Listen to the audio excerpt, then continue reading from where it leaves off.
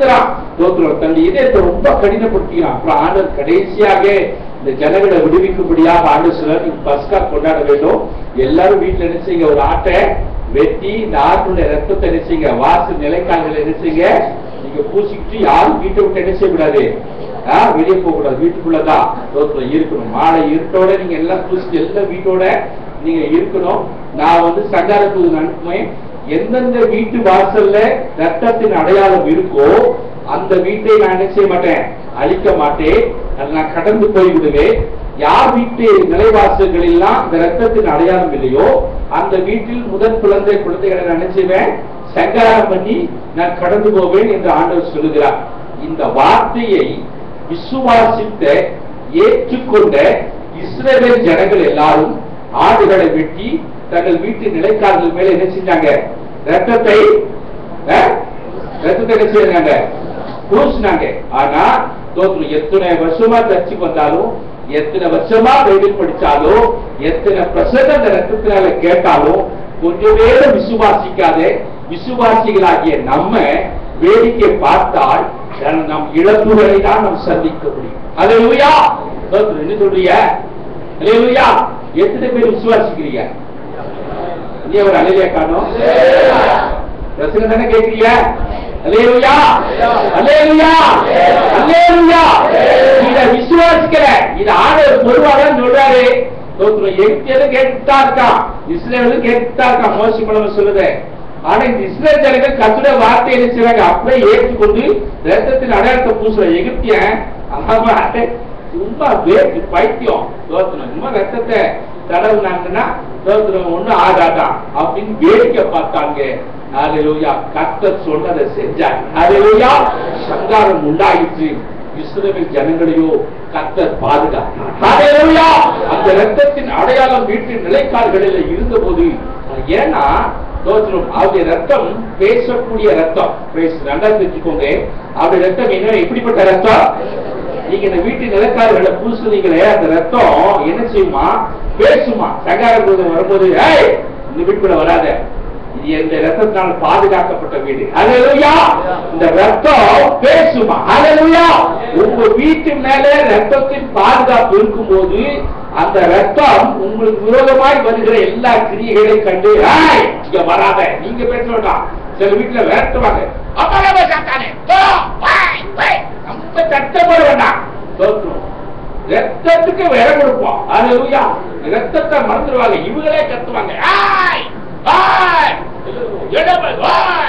ஏன் கத்துற, ஏன் கத்துற, ரத்தம் உனக்காக பேசும். அல்லேலூயா.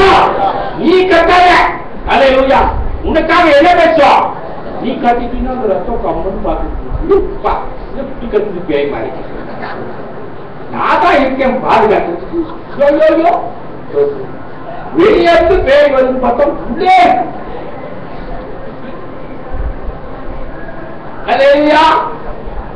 ரத்தம் நினைச்சுக்கும், ஐயோ பெரிய பேய் தான், அந்த உள்ளுக்குள்ளே பேய் போல இப்படி திரும்பிக்கும்.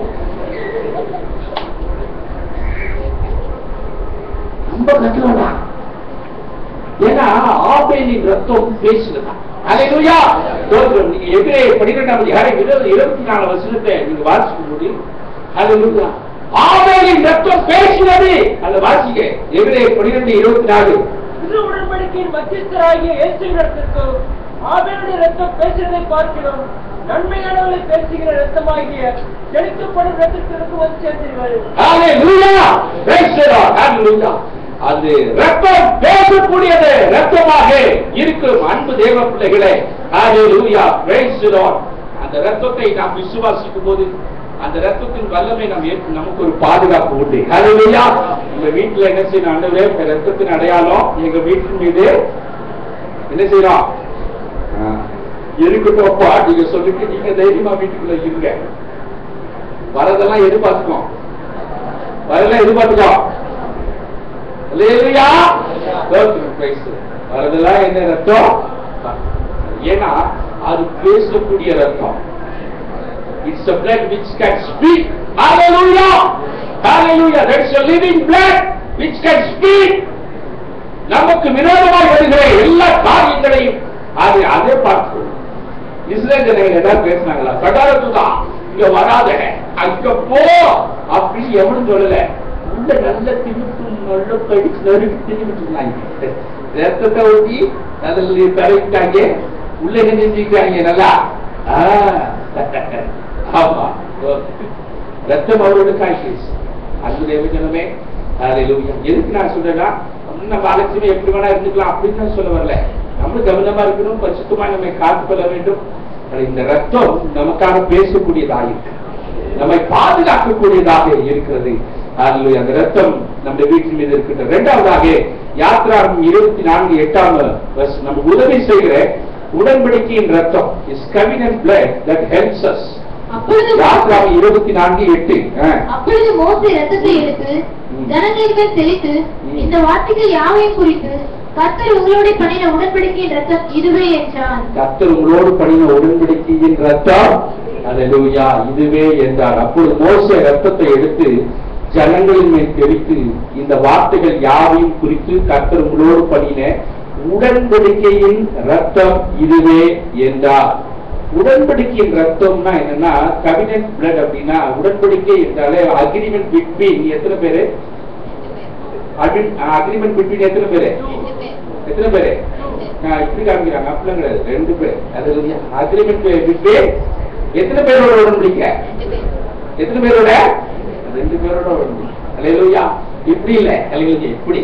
அல்லேலூயா 2 பேரோட ஒரு உடன்படிக்கை. எப்படின்னா, ஆண்டவர் அவருடைய ரத்தத்தினால நம்மளோட உடன்படிக்கை செஞ்சிருக்காருன்னா, நமக்கும் ஆண்டவருக்கு ஒரு அக்ரிமெண்ட். என்ன அக்ரிமெண்ட்?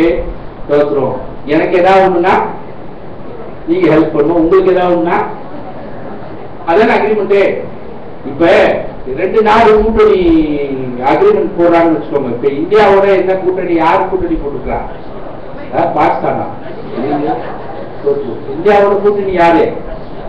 ரஷ்யா. எப்பொழுதுமே எந்த ஒரு போர் மற்ற எந்த காரியங்களுக்கும் ரஷ்யாவோட தான் ஒரு 10 years அக்ரிமெண்ட் போட்டுக்கிறாங்க. இந்தியாவுக்கு ஏதாவது ஒரு ஆபத்துனா யார் உதவிக்கு வரணும்? ஆமா. பாகிஸ்தான் யாரோட அக்ரிமெண்ட் போட்டுக்கா? சைனாவா? ஓ, அமெரிக்காக்காரன். இப்பதான் கொஞ்சம் பிரச்சனையா இருக்கு. ஆனா பாகிஸ்தான் எப்பொழுதுமே அக்ரிமெண்ட் யாரோட? அப்ப ஏன்னா இந்தியா பாகிஸ்தான் யுத்தம் நடந்தப்ப 72 போர் நடந்தது. அப்போ பாகிஸ்தான்காரனுக்காக அமெரிக்காக்காரன் என்ன செஞ்சான்? உதவிக்காக கப்பல் எல்லாம் அனுப்பிச்சிட்டான். எதிரிகள் வந்துருச்சு, கப்பல் மெட்ராஸ் வந்துருச்சு, அமெரிக்கா கப்பல் மெட்ராஸ் நோக்கி வந்துருச்சு. அவன் அங்கிருந்து ஒரு மிஸ்டர் டம்மன் தள்ளி விட்டா மறைக்கலாம் காலி. அல்லேலூயா. இங்க அவசியம் இல்லை, அங்கிருந்து ஒரு பட்டனை தட்டி விட்டாலே இங்க எல்லாமே காலி. அவன் கப்பல்ல வந்துகிட்டு இருக்கு மெட்ராஸ் நோக்கி. இந்தியாக்காரன் பார்த்தா, ஐயோ இதுலடா இந்த பக்கமா வந்துட்டான் கப்பல்ல. உடனே ரஷ்யாவுக்கு ஒரு போன் பண்ணா, எப்பா உனக்கு எனக்கு அக்ரிமெண்ட் இருக்குல்ல, இந்த வந்துட்டான் கப்பல்ல, நீ எனக்கு ஏதாவது உதவி செய்யணும்னு. அவன் ஒரு நீர்மூழ்கி கப்பலை அனுப்பிச்சான். அடிவழியா ஒரு நீர்மூழ்கி கப்பலை ரஷ்யாக்காரன் அனுப்பிச்சோன்னு அமெரிக்காக்காரன் அப்படியே பின்னாடி போயிட்டான். ஐயோ நமக்கே வேண்டு வச்சிருவான் போல அப்படின்ட்டு அவன் என்ன செஞ்சான். இதான் அக்ரிமெண்ட், தோத்துருவோம். அப்ப ஒரு நாட்டுக்கு ஒரு நாட்டுக்கு அக்ரிமெண்ட்னா ஏதாவது ஒண்ணு என்ன செய்யணும், உதவி செய்யணும். அல்லேலூயா. அப்படிதான் ஈராக் வார் நடந்தப்ப சவுதி அரேபியாவோட என்ன செஞ்சாங்க, அமெரிக்க ராணுவம் அக்ரிமெண்ட் போட்டனால எல்லாமே சேர்ந்து என்ன செஞ்சாங்க, ஒரே அடியா அடிச்சு காலி போட்டாங்க. அதே போல தேவஜனமே கேட்க நல்லா இருக்குல்ல, தோத்துறோம் கதை தோத்துரும். நல்லா தெரிஞ்சுக்கோங்க, உங்களுடைய எந்த வாழ்க்கையிலும் ஆண்டவர் இப்படிப்பட்ட ஒரு அக்ரிமெண்ட் தான் போட்டிருக்காரு. அல்லேலூயா. ஏதா பேய், ஏதா பிசாசு, ஏதா பிரச்சனை, ஏதா துக்கங்கள் வந்தா தோத்துறோம் அழறி அழுதுகிட்டு சபைக்கு வராம வீட்டுக்கு உட்கார்ந்து இருக்காதீங்க. அக்ரிமெண்ட் போட்ட அக்ரிமெண்டோட தோத்திரம் பேசுங்க. தோத்திரம் ரத்தத்தினால உங்களுடைய என்னையோட ஒரு அக்ரிமெண்ட் போட்டுக்கிறாரு. என்னன்னா உனக்கு ஏதாவது ஆபத்துனா நான் உதவி செய்யறேன் அப்படின்னு. உடனே அவர்கிட்ட போய் அக்ரிமெண்ட் போட்டீங்களே சார், ஏசப்பா எனக்கு உதவி செய்யுங்கன்னா அவர் நிச்சயமாகவே உங்களுக்கு உதவி செய்து உங்களை பிரிப்பார். உண்மை உண்மை உண்மை உண்மை உண்மை. ஹல்லேலூயா. காலத்தை தவிக்காத தேவப்பிள்ளையே. ஹல்லேலூயா. ஏன்னா கவிஞன் பிளட் உடன்படிக்கையில் என்ன சொல்லுங்க, என்ன சொல்லுங்க, இது மோசே சொன்னது. ஆனா இப்ப உங்களுக்கும் எனக்கும் ஒரு அக்ரிமெண்ட் இருக்கு. ஆண்டவரோட என்னது என்ன அக்ரிமெண்ட்? என்ன அக்ரிமெண்ட்?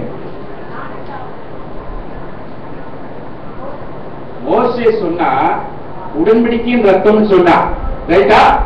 இப்ப உங்களுக்கு எனக்கு இப்போ ஒரு அக்ரிமெண்ட் இருக்கு. என்னது? புதிய ஆனா இப்ப உங்களுக்கும் எனக்கும் ஆண்டவர் ஒரு புதிய அந்த அக்ரிமெண்ட் ஆண்டவர் ரெனியூ பண்ணிருக்காரு. எப்படி தெரியுங்களா? மாட்டு ரத்தம், ஆட்டு ரத்தம், கோடி ரத்தம், பன்னி ரத்தம், பேர் ரத்தம், அந்த ரத்தம்லாம் கிடையாது. அவருடைய விலையேறப்பட்ட ரத்தத்தையே சிந்தி கையை தட்டி ஒரு நல்லா